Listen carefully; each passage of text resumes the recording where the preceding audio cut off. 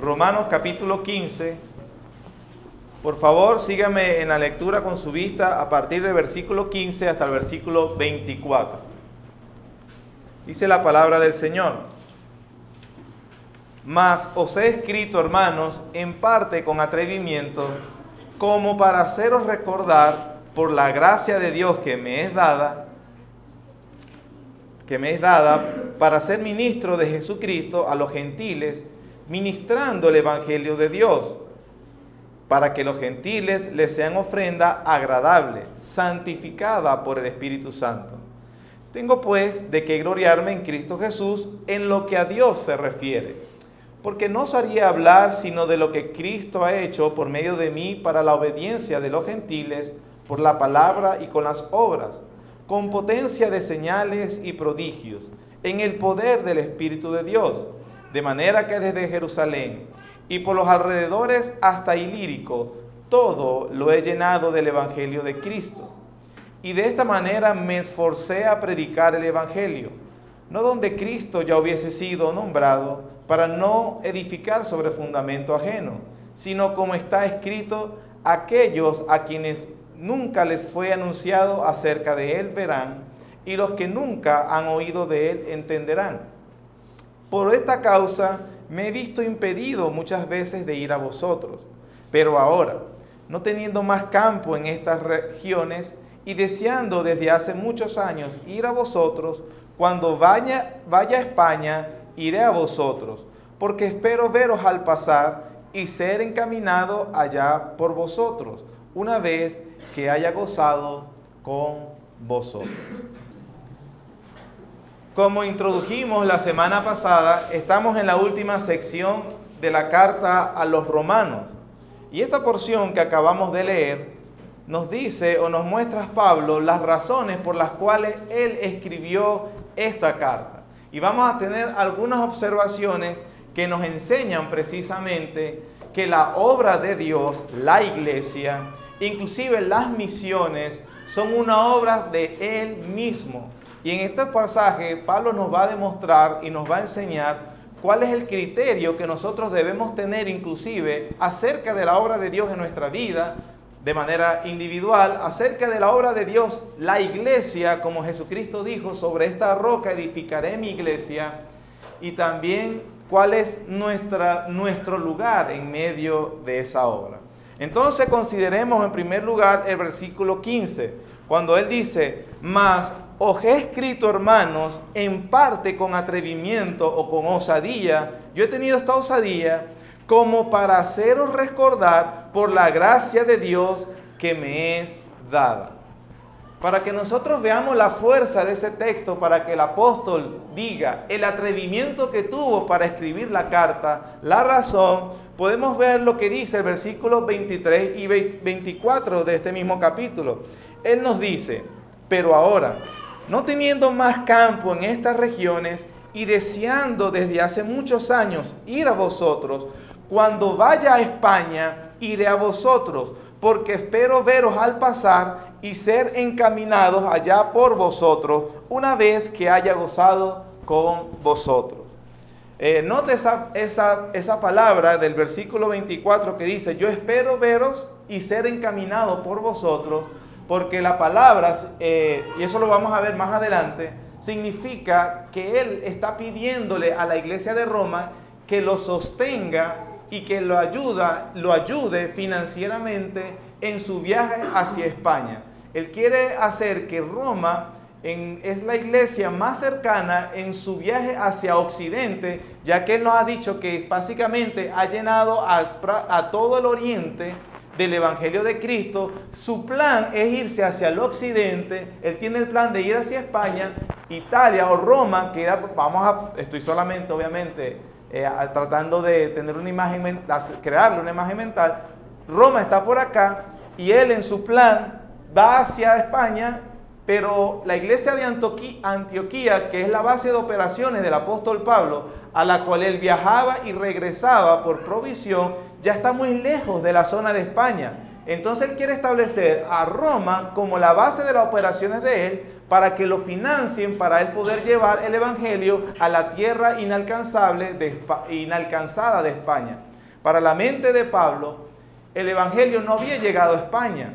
Ya había él llenado toda la región oriental del imperio y él quería dirigirse a la parte occidental del imperio. Entonces él escribe esa carta de Roma para pedirle el apoyo.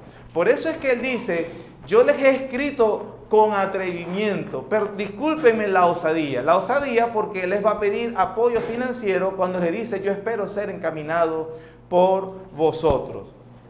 Y definitivamente, de todas las cosas que la carta a los romanos es, como lo hemos estado explicando durante todo este tiempo, una explicación sobre el evangelio, una obra magna de teología, la carta a los romanos es una carta de apoyo misionero. Es la fundación, es la petición de su fundación para ir de misión a España. Es como que si alguien quisiera nuestra ayuda, la ayuda de nuestra iglesia, para que pudiéramos apoyar financieramente un proyecto misionero, pero nosotros no conocemos a esa persona, nunca lo hemos visto cara a cara. Entonces esta persona manda una carta como de presentación para que la iglesia sepa cuál es su trabajo. Eso es la carta a los romanos. Pablo envía la carta a los romanos explicándole en qué consiste su ministerio para que entonces ellos se animen a ayudarle.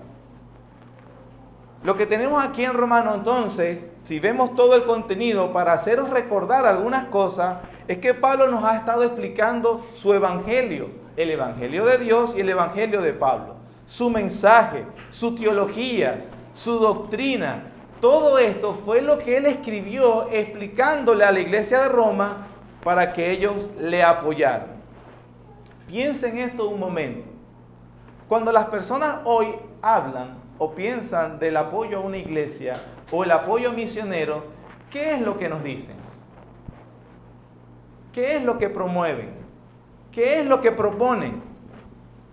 La carta a los romanos es un libro o una carta, quizá la más completa de sólidas doctrinas acerca de Dios. Pablo no le dijo, ayúdenme porque yo tengo un deseo, un pálpito, una emoción bonita acerca de algunas personas en Roma. Pablo les explicó ampliamente el evangelio para decirle, eso necesito llevarlo hacia España. Él ha hablado de la doctrina de la justificación por fe sin las obras de la ley, con detalles y extensión sorprendentes. El libro después se basa por lo que es la santificación. Luego habla de la doctrina de la elección. Antes de todo eso habló de la doctrina del pecado y la depravación humana. Antes de eso habló de la misericordia de Dios a darnos el evangelio. El libro es profundamente teológico. Y apenas en el capítulo 12 es cuando se pone práctico. Pero luego de haber explicado sendas y profundas doctrinas, cuando él se va a poner práctico, resulta un consejo espiritual profundo. Y no simplemente meros trucos psicológicos o simplemente un consejo moralista. Debemos ser buenos porque tú sabes, sonríe, Cristo te ama. Pablo ha estado explicándole y eso es lo que hemos estado viendo nosotros en la carta a los romanos.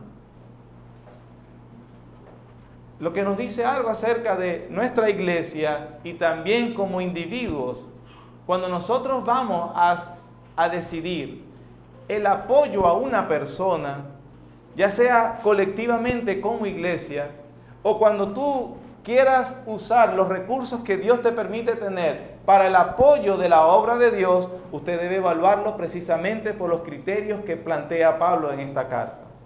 Sólidas doctrinas profundamente que se van a predicar y la persona debe ser capaz de predicar correctamente la palabra de Dios, el mensaje de Dios.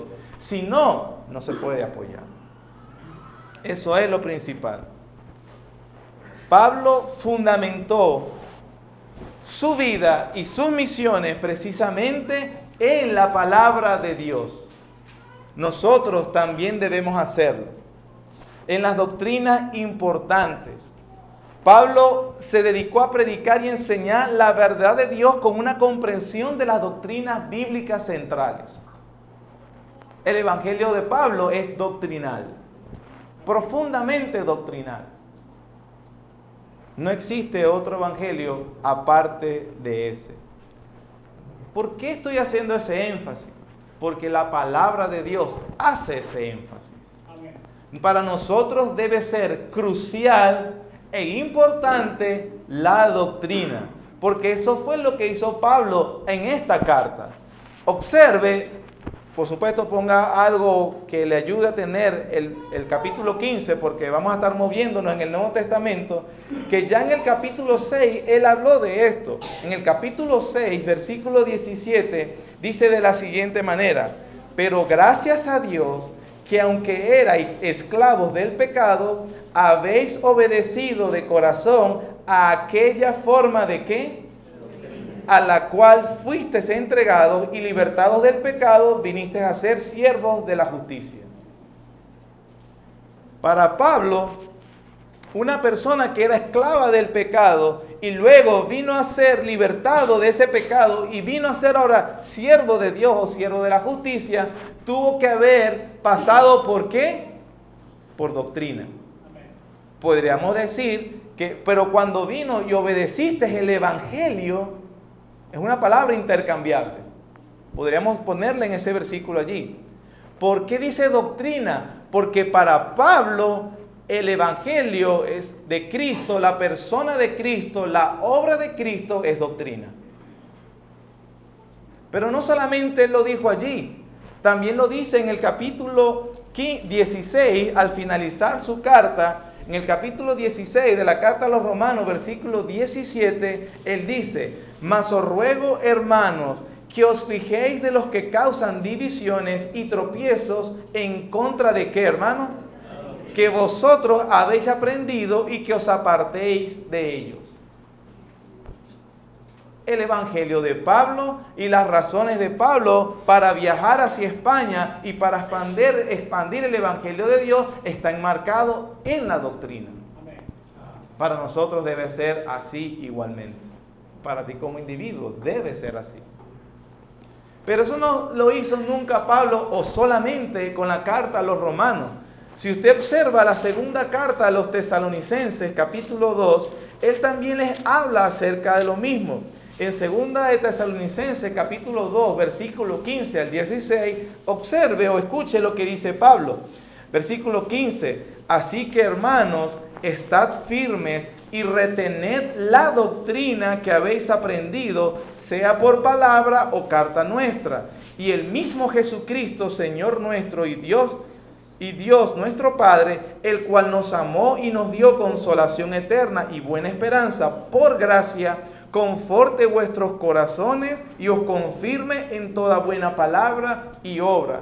Cuando Pablo también le escribió a los tesalonicenses y él deseaba y les expresaba que Cristo mismo los consolaría, que Cristo mismo les enseñaría, que ellos experimentarían el amor de Dios, que ellos serían llenos de buena esperanza, que confortaría sus corazones.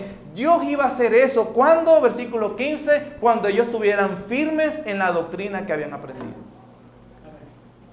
La consolación, la esperanza, la firmeza, el crecimiento en Dios solamente es posible reteniendo la doctrina. Lo ve en los textos que estamos leyendo. Es importante que lo vea allí, no porque yo lo digo, lo que yo diga porque se me ocurra de verdad es de poca relevancia. Lo importante es lo que dice la palabra de Dios, y la palabra dice de Dios que la palabra de Dios dice que la doctrina es importante.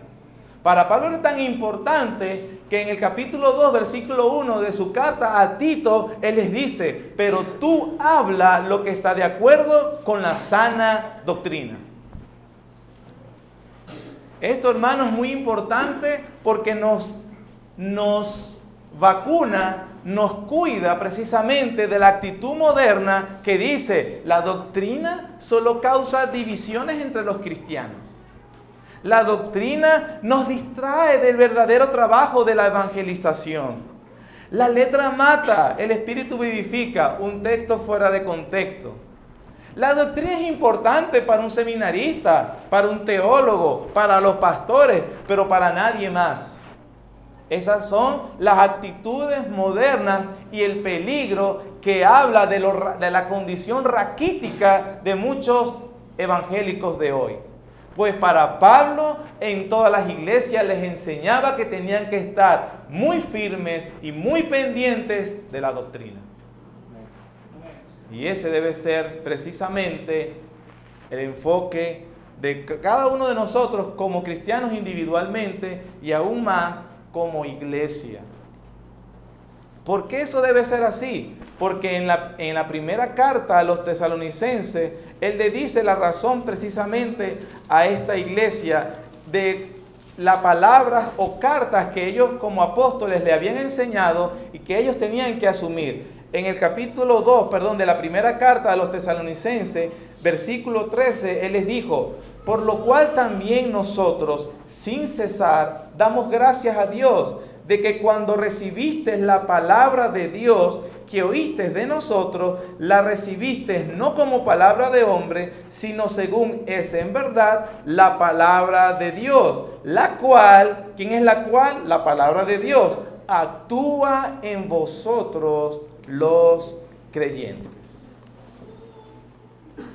Pablo entonces les dijo: cuando retengan y sepan la doctrina, serán liberados del pecado.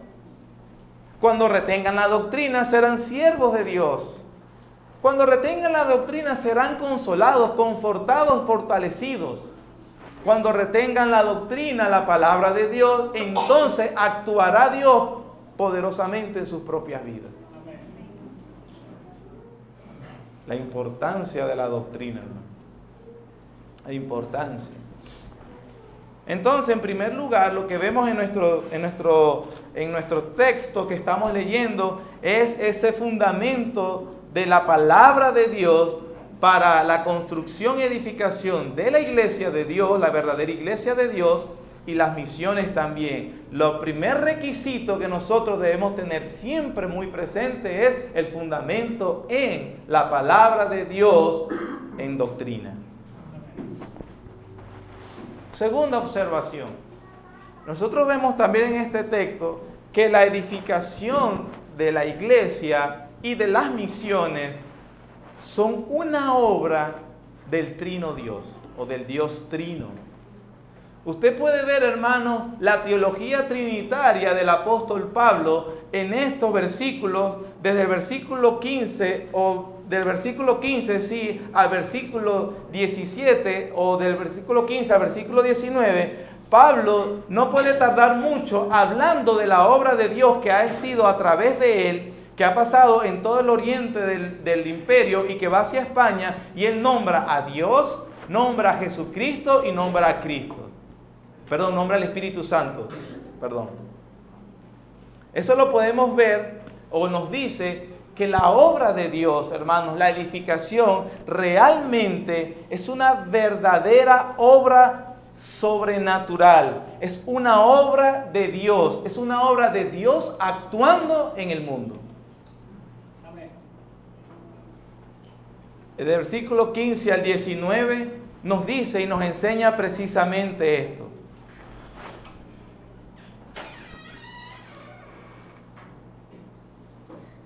Primero, note el versículo 15, cómo Pablo subraya la palabra gracia. Mas os he escrito, hermanos, en parte con atrevimiento, como para haceros recordar por la gracia de Dios que me es dada. Note, hermanos, que Pablo dice que él es un ministro de Jesucristo por la gracia de Dios.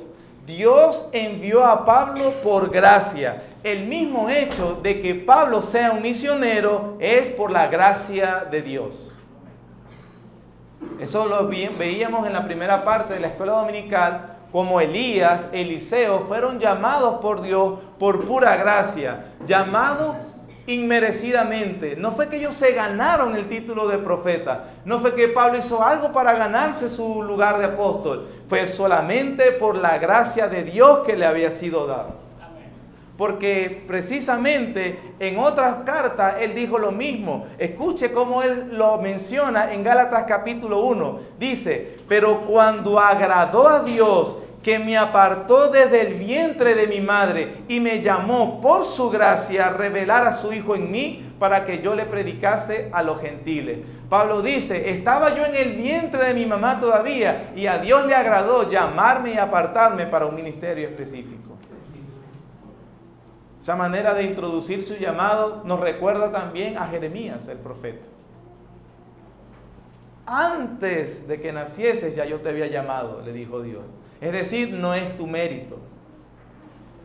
Hablándole a Timoteo acerca de su propio ministerio, Pablo le dice, doy gracias al que me fortaleció, a Cristo Jesús nuestro Señor, porque me tuvo por fiel poniéndome en el ministerio.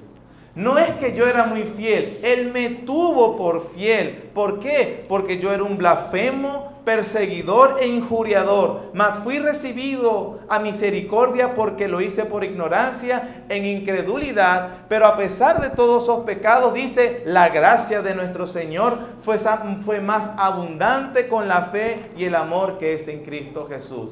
Y él hace eso para decir que Dios mostró en él, el primero de todos los pecadores, toda su clemencia. Pablo entonces es misionero y ha llenado todo el imperio del Evangelio de Cristo por gracia de Dios. Es una obra de Dios, no es una obra de Pablo. A los Efesios Pablo le dice también que, hablando del ministerio del apostolado, yo fui hecho ministro por el don de la gracia de Dios que me ha sido dado según la operación de su poder. A mí, que soy menos que el más pequeño de todos los santos, me fue dada esta gracia de anunciar entre los gentiles el evangelio de las inescrutables riquezas de Cristo. ¿Por qué estoy trayendo todo esto, hermano? Porque es muy importante que veamos la actitud del apóstol Pablo en cuanto a su ministerio, su lugar en la obra de Dios. Él está reconociendo de que él lo ha hecho, pero no lo ha hecho él, sino Dios. Es una obra de Dios. Muy parecido a los pseudoapóstoles actuales. A los corintios le llegó a decir, pero por la gracia de Dios soy lo que soy. Y su gracia no ha sido en vano para conmigo. Antes he trabajado más que todos ellos, pero no yo, sino la gracia de Dios conmigo. La obra de la iglesia, la obra de la evangelización es una obra de Dios, no de los hombres, ni del apóstol Pablo. Ni siquiera el apóstol Pablo podría atribuírselo, mucho menos nadie. Esto también nos recuerda acerca de tener el cuidado de creerse que uno es el dueño del ministerio. La iglesia que yo fundé, la iglesia que yo edifiqué, mi iglesia, mis ovejas. ¿Desde cuándo? Es la obra de Dios. Entonces estamos viendo que la obra de la iglesia, la obra de misiones importantes para la iglesia, es una obra del Dios Trino. Pablo lo dice precisamente al reconocer que es por la gracia de Dios.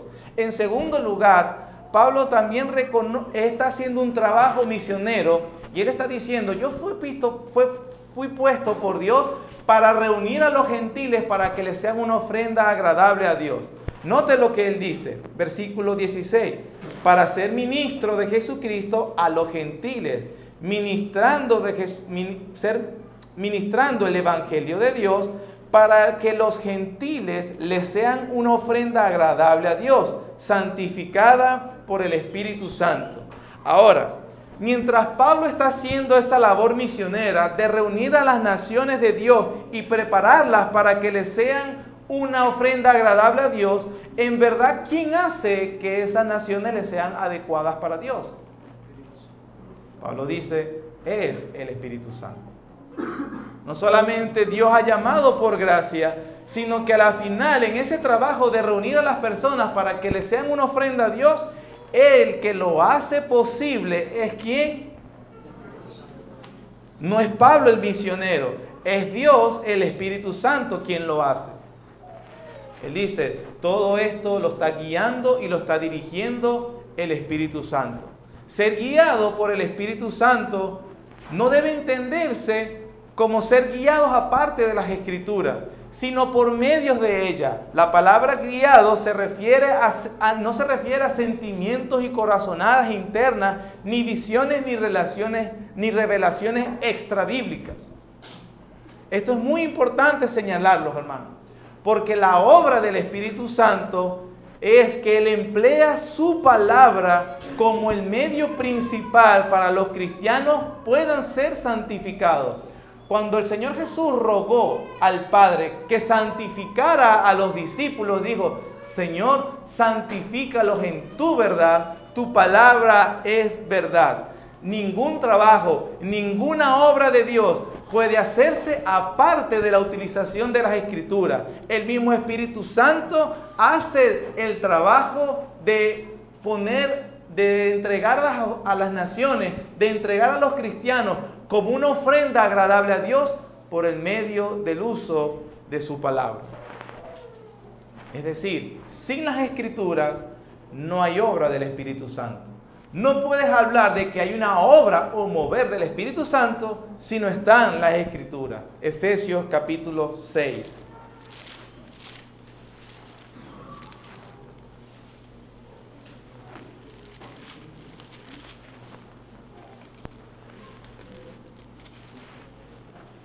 Capítulo 6, versículo 17.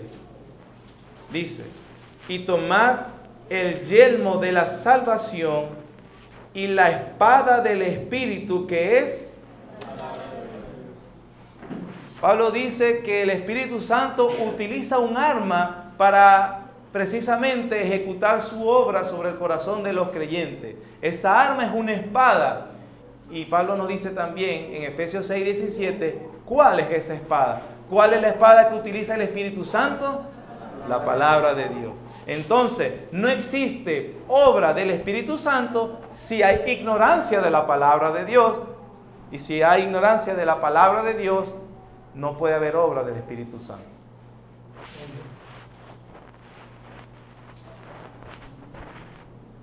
Esto es muy importante, hermano, porque la Biblia también enseña que es precisamente el Espíritu Santo que ilumina al creyente. Vamos a la primera carta a los Corintios, capítulo 2. Está bien cerca del capítulo, no tienen que voltear dos hojas. 1 Corintios, capítulo 2, versículo 9 al 14, dice lo siguiente. Antes bien, como está escrito, cosas que ojo no vio, ni oído oyó, ni han subido en corazón de hombre, son las que Dios ha preparado para los que le aman. Escuche bien el versículo 10. Pero Dios nos las reveló a nosotros. ¿Por dónde? El Espíritu Santo hace esa revelación. Porque el Espíritu todo lo escudriña, aún lo profundo de Dios.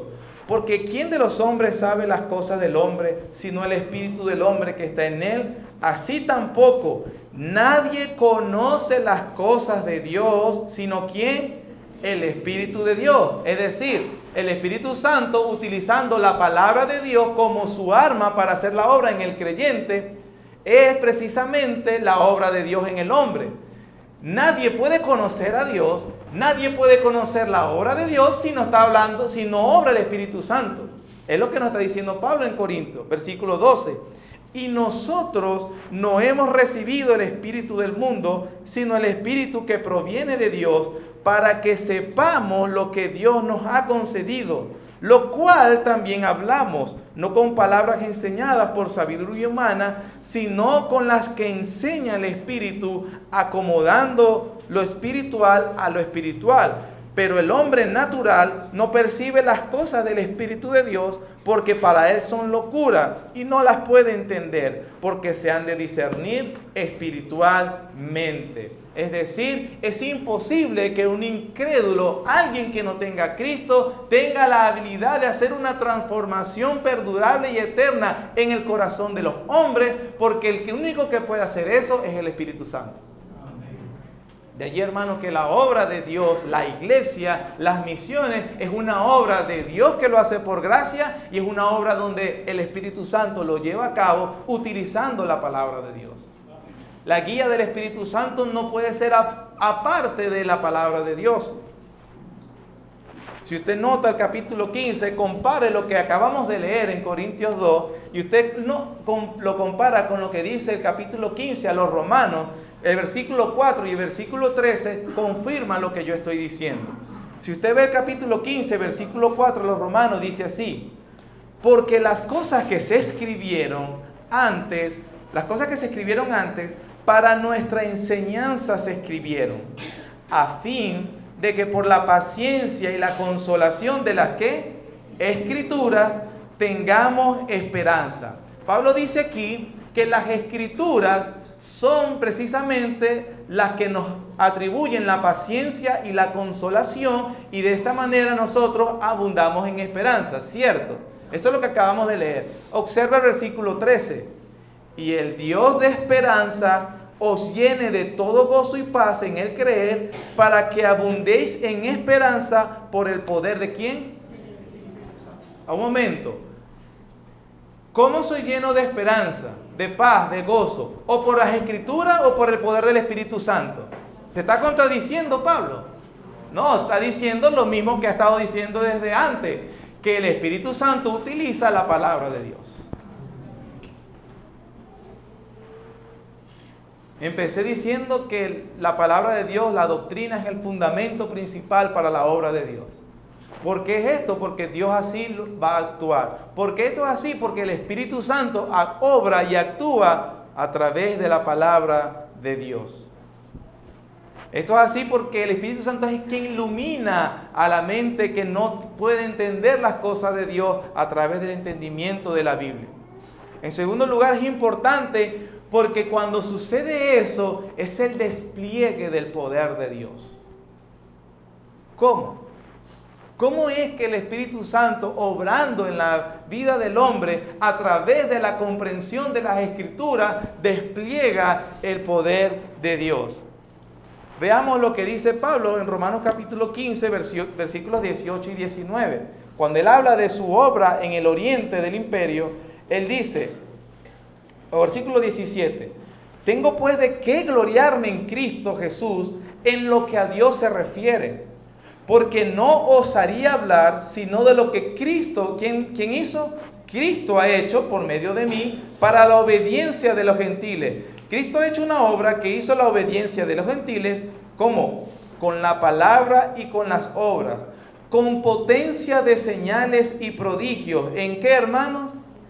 En el poder del Espíritu de Dios, de manera que desde Jerusalén y por los alrededores hasta Ilírico, todo lo he llenado del Evangelio de Cristo.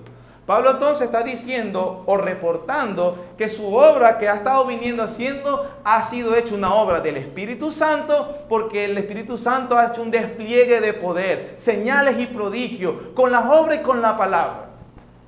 ¿Cómo podemos entender eso? Ese despliegue del poder de Dios. Usted agarra esto que acabamos de leer, compárelo entonces con 1 Corintios capítulo 2, versículos 3 y 4.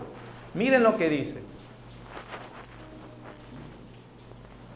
Solo cambia 2 hojas. Está en primera carta a los Corintios capítulo 2, versículos 3 y 4. Dice así: y estuve entre vosotros con debilidad y mucho temor y temblor. Y ni mi palabra ni mi predicación fue con palabras persuasivas de humana sabiduría, sino con demostración de ¿qué, hermano? Del Espíritu y de poder. Usted puede ver que ese mismo es lo que está diciendo en Romanos 15. Todo lo que he hecho, lo he hecho en el poder y manifestación de Dios. El Espíritu Santo ha hecho eso. Lo que hace preguntarnos, ¿qué es ese poder? La sanación de gente, la resurrección de muertos, las lluvias, los truenos, los relámpagos. La misma carta a los Corintios nos dice cuál es ese poder. La carta de los Corintios capítulo 1 versículo 18 dice así: porque la palabra de la cruz es locura a los que se pierden, pero a los que se salvan, esto es, a nosotros, ¿es que, hermanos? ¿En qué estaba fundamentado entonces el ministerio de Pablo? En la palabra de la cruz, la predicación de la cruz. Si eso no lo convence, lea versículos 22 y 24 del mismo capítulo. 22. Porque los judíos piden señales y los griegos buscan sabiduría, pero nosotros predicamos a Cristo crucificado, para los judíos ciertamente tropezadero y para los gentiles locura, mas para los llamados, así judíos como griegos, Cristo que es y sabiduría de Dios. Mi palabra ni mi predicación fue por métodos persuasivos humanos. Fue en el poder del Espíritu Santo. ¿Cuál poder? La palabra de la cruz. ¿Por qué? Porque ese es el poder de Dios. No me avergüenzo del Evangelio, porque es... ¿En qué consistió entonces esa capacidad asombrosa que demostró Pablo para llenar toda la región oriental del imperio del Evangelio de Cristo? En explicar el Evangelio profundamente. Ese es el poder de Dios. Inclusive dice, Cristo, poder de Dios y sabiduría de Dios. Cuando usted lee el capítulo 2, que leímos hace poco, dice, porque nosotros enseñamos no la sabiduría del mundo, sino la sabiduría de Dios. ¿A qué se refiere? Que Cristo es la sabiduría de Dios. ¿Por qué esto debe ser así, hermanos? ¿Por qué debemos tener cuidado de predicar la cruz de Cristo, Cristo crucificado, el Evangelio? Porque ese es el poder de Dios y el despliegue del Espíritu de Dios, el poder del Espíritu Santo. ¿Para qué?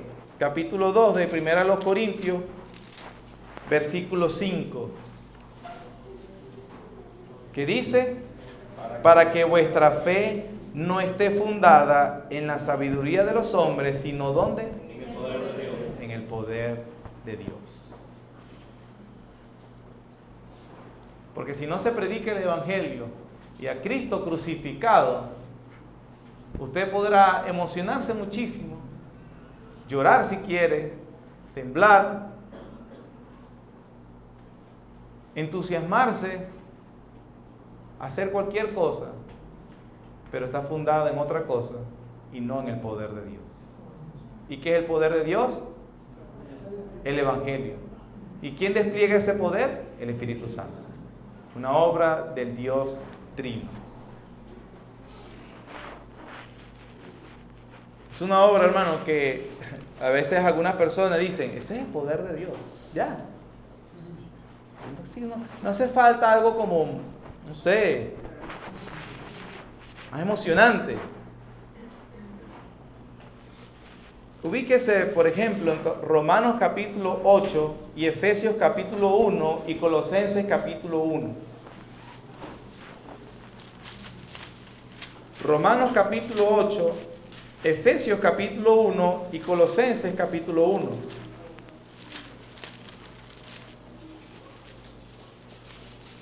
Romanos capítulo 8, versículo 11 dice de la siguiente manera: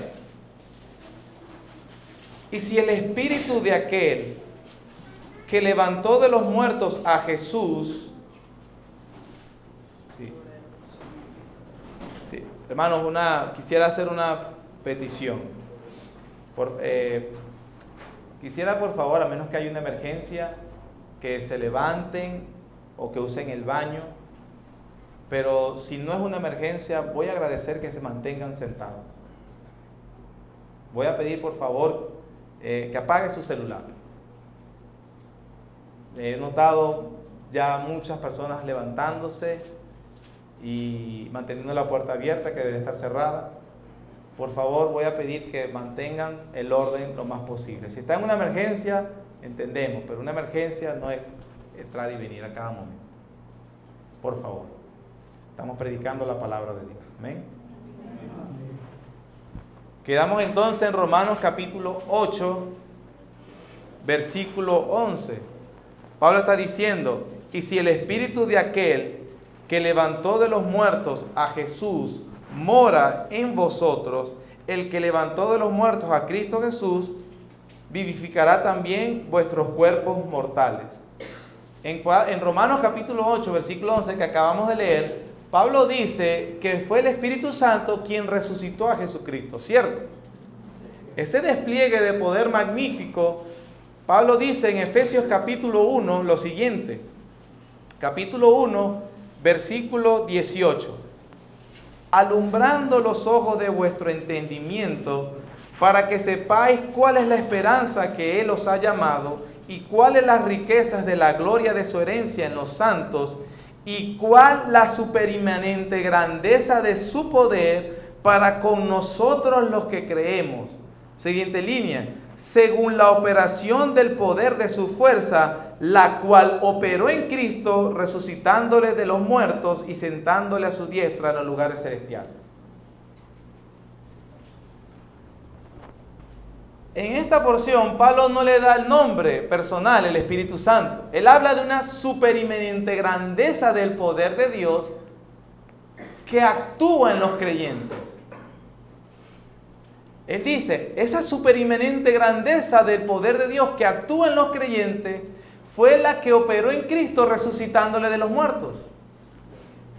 ¿Y qué leímos en Romanos? ¿Quién es ese?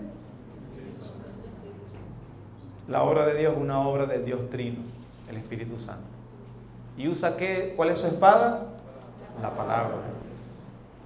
¿Y cómo hace eso? Alumbrando los ojos de vuestro entendimiento para que sepan lo que Dios le ha dado a los creyentes. Es una obra sobrenatural en el corazón. Como dice Colosenses capítulo 1, versículo 28, a quien anunciamos amonestando a todo hombre y enseñando a todo hombre en toda sabiduría, a fin de presentar perfecto en Cristo Jesús a todo hombre, para lo cual también trabajo, luchando según quién, la potencia de Él, la cual actúa poderosamente en mí. ¿Quién es esa potencia que actúa poderosamente en Él para que Él trabaje luchando para presentar perfecto a todo hombre a Cristo? El Espíritu Santo, usando la palabra de Dios. La obra de la iglesia, la obra de Dios, es una obra del Dios Trino, por gracia, una obra que hace el Espíritu Santo, utilizando la palabra de Dios. Entonces, la única manera de tener entonces a Dios obrando eficazmente en los hombres. Pero todo esto me hace tener, hermanos, que tengamos una palabra de cuidado. La Biblia enseña que el Espíritu Santo es una persona, no una máquina, no una ley, y tampoco es una fuerza. No solamente es una persona, es la persona soberana de Dios. ¿Qué significa eso? Que a pesar de que podamos exponer la palabra de Dios y hacer todo el esfuerzo que pongamos y expliquemos y prediquemos, el Espíritu Santo actúa cuando, dónde y como Él quiere, porque es una obra soberana de Él.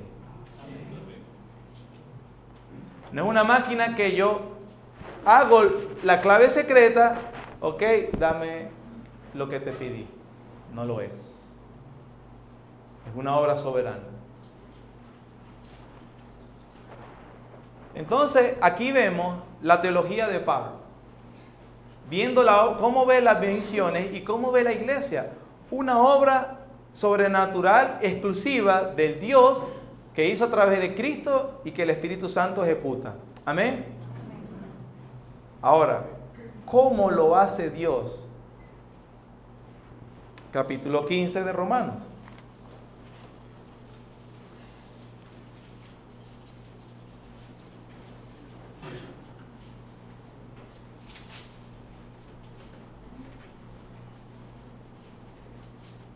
Versículo 18. Porque no os haría de hablar sino de lo que Cristo ha hecho. Ok, es una obra de Dios, ya lo entendimos. Pero ¿cómo lo hace Dios? Por medio de mí, para la obediencia de los gentiles. Vamos más adelante, versículo 19. Con potencia de señales y prodigios en el poder del Espíritu de Dios, de manera que desde Jerusalén y por los alrededores hasta Ilírico, todo que lo he llenado del Evangelio de Cristo. Versículo 20. Y de esta manera que me esforcé a predicar. Es una obra del Dios Trino, que Dios lo hace por gracia, en su palabra, utilizada por el Espíritu Santo cuando Él quiere y como Él quiere. Pero, bueno, Dios, haz tu obra, nosotros vamos a dormir. Pablo entendió eso y él dijo, lo ha hecho a través de mí, por eso yo he llenado al mundo del Evangelio y en esa verdad yo me esforcé. ¿Cómo es que las naciones llegan a olvidar a los ídolos y al pecado y se vuelven obedientes a Dios? Jesucristo lo hace, Dios lo hace a través de la iglesia, a través del misionero, a través del cristiano obediente. Ese es tu papel. Cristo es quien hace la obra decisiva de transformación y conversión. No es el misionero, no es la iglesia, no es el cristiano y no es el pastor. Es Dios solamente, pero eso lo hará a través de una iglesia obediente, de un cristiano obediente y de un misionero obediente y fiel a su palabra. En Colosenses 1:29 dice, por lo cual también trabajo según la potencia de Él, luchando y haciendo como su fuerza actúa poderosamente en mí. Esa palabra trabajo, la palabra griega utilizada allí es agonizomai, de donde viene la palabra en español agonizo. Pablo trabajaba tan duro por predicar el Evangelio que él dice, yo agonizaba predicando el Evangelio. Pero al final el resultado no es mi esfuerzo, es Dios. Ese es el orden correcto. Y este entendimiento de la obra soberana de Dios no lleva a la pasividad y no lleva a la negligencia, entendiendo que Dios lo hace a través de un pueblo dispuesto. Y ese es nuestro lugar. Dios salva a mis familiares, Dios salva a mis hijos, Dios salva a mi esposa. Ok, eso solamente se hará cuando Dios quiera usar su palabra predicada y Él lo hará inevitablemente. Pero ¿cuándo sucederá eso? Cuando tú obedezcas. Cuando tú obedezcas. Cuando tú hagas lo que debes hacer. Cuando tú ores y cuando tú le prediques.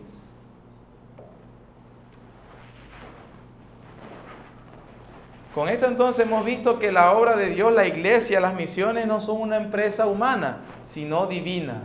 Es la obra de Dios basada en la palabra de Dios. Y mediante nosotros Dios hace, habla y despliega su poder.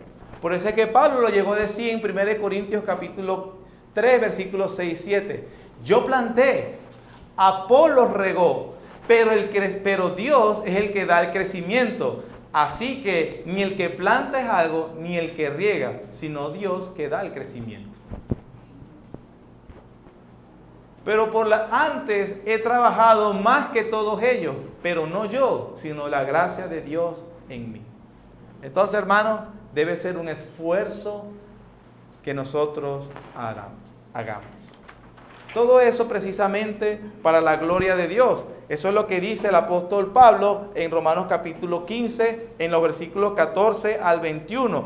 Todo esto es en cumplimiento de la promesa del Antiguo Testamento, de los que nunca le vean, verán, y los que no habían oído de él, oirán. Solo una palabra, un comentario. Mucha gente utiliza este versículo, por ejemplo, cuando él dice, y de esta manera me esforcé en predicar el Evangelio, no donde Cristo ya hubiese sido nombrado, para no edificar sobre fundamento ajeno. Entonces, básicamente, mira, tú no deberías venir a predicar a mi iglesia, porque eso es antiético. Y tú estás edificando sobre fundamento ajeno. Bueno, para empezar, Pablo no conocía la iglesia de Roma y les predicó el evangelio. Un versículo totalmente fuera de contexto. Una cosa que de verdad no tiene nada que ver con lo que dice. Ningún pastor subalterno que Dios ha colocado, si es verdadero pastor de Dios, no debería tener temor ni miedo a que las personas que asisten a la iglesia donde él predica sean expuestos a otros predicadores. Porque si son predicadores de Dios, eso va a servir en edificación del pueblo de Dios, para la gloria de Dios.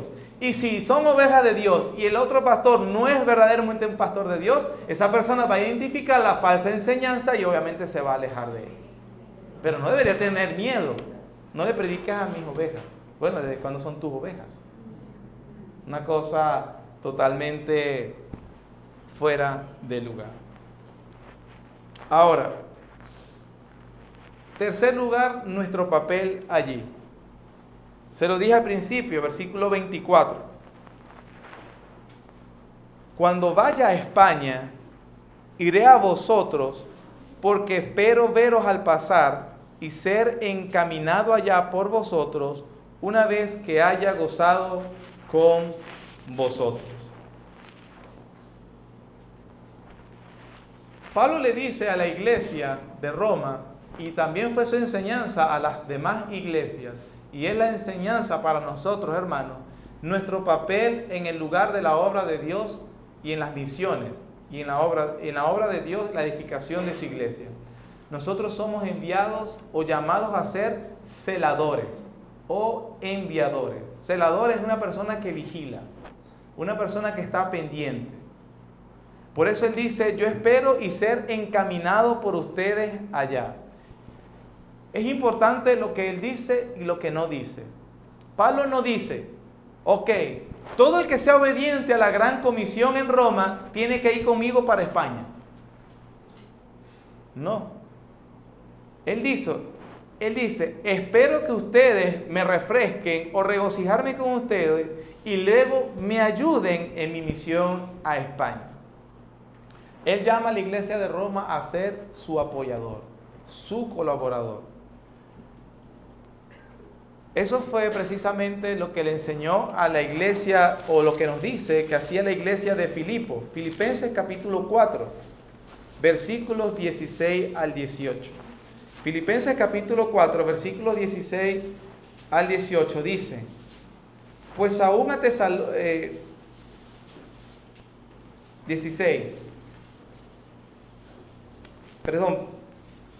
14, capítulo 14. Sin embargo, capítulo 4, versículo 14. Sin embargo, bien hiciste en participar conmigo en mi tribulación. Y sabéis también vosotros, oh filipenses, que al principio de la predicación del Evangelio, cuando partí de Macedonia, ninguna iglesia participó conmigo en razón de dar y recibir, sino vosotros solos. Pues aún a Tesalónica me enviasteis una y otra vez para mis necesidades. No es que busque dádiva, sino que busco fruto que abunde en vuestra cuenta. Pero todo lo he recibido y tengo abundancia. Estoy lleno, habiendo recibido de Epafrodito lo que enviaste, olor fragante, sacrificio acepto y agradable a Dios. Así como la iglesia de Filipenses, o a los Filipos, fue precisamente aquella que lo ayudó en el sostenimiento de la predicación del Evangelio y fue una celadora, una vigilante de que se llevara a cabo la obra de Dios. La Biblia enseña que cada iglesia de Cristo debe saber que debe participar en eso. La iglesia como cuerpo y cada creyente debe tener en cuenta de la utilización y administración de sus recursos deben ser canalizados precisamente para ese ministerio, porque es la obra de Dios. La palabra encaminado es la palabra griega propempo, o propempo. Siempre se utiliza en el Nuevo Testamento en sentido específico y técnico. siempre para hablar de la provisión que daban las iglesias a aquellos que hacían la obra de Dios, ya fueran misioneros o pastores locales. Hechos capítulo 15, versículo 3.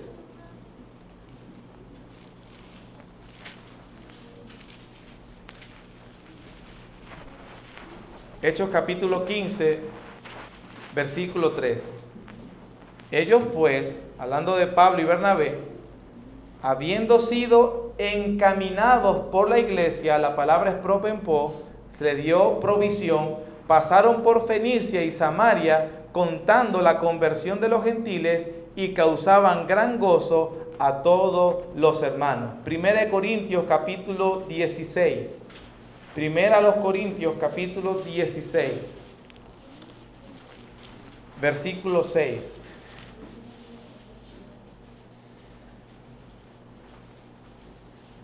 Versículo 5. Iré a vosotros cuando haya pasado por Macedonia, pues por Macedonia tengo que pasar, y podrá ser que me quede con vosotros, o aún pase el invierno, para que vosotros que me encaminéis a donde haya de ir. Es decir, le dieran las provisiones para hacer la obra que él estaba haciendo. Versículo 11.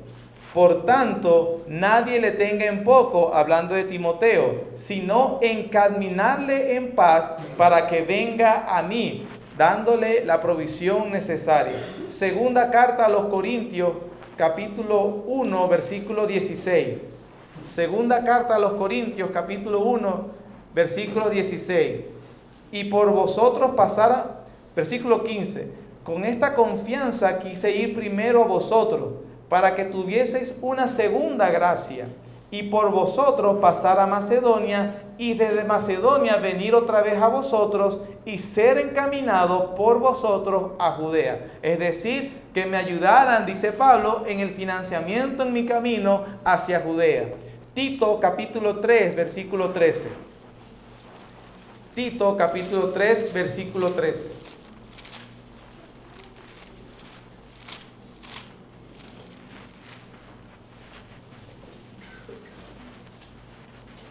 A Zenas, intérprete de la ley, y a Apolos, encamínales con solicitud, de modo que nada les falte. Y tercera de Juan, capítulo 6, está casi pegado a Apocalipsis. Tercera de Juan, capítulo 6, no, versículo 6, porque eso no tiene capítulo. Tercera de Juan, versículo 6, o versículo 5. Amado, fielmente te conduces cuando prestas algún servicio a los hermanos, especialmente a los desconocidos, los cuales han dado ante la iglesia testimonio de tu amor, y harás bien en encaminarlos como es digno de su servicio a Dios, para que continúen su viaje.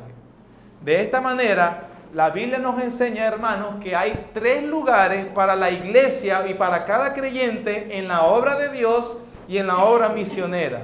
Es decir, usted puede ser uno que va. Usted, en segundo lugar, usted puede ser uno que envía. O usted puede ser un desobediente. Son los únicos 3 lugares para la iglesia de Dios. En conclusión, ¿qué es lo que hemos visto en estos versículos de Romanos 15 al 24? Número 1, la palabra de Dios es el fundamento de la obra de Dios y de su iglesia. Debemos apoyar a hombres que pueden explicar a las personas quién es Dios y cómo obra Dios y cómo es el camino hacia el cielo. Es alguien que conoce la doctrina. En segundo lugar, la obra de Dios, las misiones son obra de Dios, no de ningún hombre, no es de ninguna iglesia, son de Dios. Enseñamos, predicamos y amamos, pero Dios da el arrepentimiento y la santificación. El que se gloríe, gloríese en el Señor. El propósito de las misiones y de la obra de Dios, ¿cuál es? La adoración a Dios. Por eso dice, alabad al Señor todos los gentiles y alábenle todos los pueblos. Y en último lugar, Dios llama a algunos para que sirvan en la obra de Dios y otros para que sean vigilantes. ¿Cuál es nuestro lugar en cada uno de ellos? Quiera el Señor entonces sellar su palabra en nuestra vida, en lo que hemos aprendido hoy. Amén. Gracias, Padre, porque tu palabra es buena. Tu voluntad, Señor, revelada a través de tu palabra escrita, predicada, Señor, que solamente si el Espíritu Santo le place obrar, así, Señor, nosotros podemos ser santificados y edificados. Gracias, Padre, por tu obra misericordiosa. Gracias por tu bondad. Gracias porque nos das un lugar en una obra que puedes hacer por ti mismo, ya que si nadie hablara, las piedras hablarían.